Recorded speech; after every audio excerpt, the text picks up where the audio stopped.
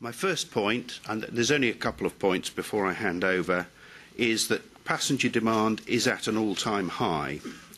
Not just since privatisation, not just since Dr. Beeching, not just since the Second World War, but apart from a couple of wartime years that you can see there, the highest ever.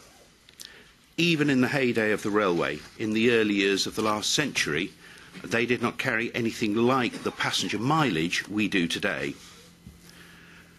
Secondly, this demand is being carried on a network that is less than one-half the size that BR took over in 1948. So perhaps it's not surprising that capacity is now a key issue to tackling overcrowding and to providing for further growth. And thirdly, have a look there at that bottom line on fleet size changes and see how much more intensively trains are being used today. Now, this is good in economic terms, but it does accentuate the problems when failures occur.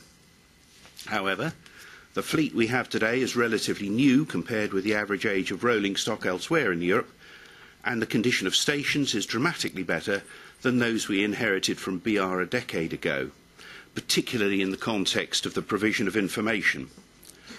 It's interesting that Lord Adonis, on his recent tour of the network, highlighted conditions of stations as a weakness, and it simply shows that expectations are racing ahead of improvements, so that what we're talking about today is a dynamic situation, not a goal when an improved railway has been delivered and we can all sit back and relax.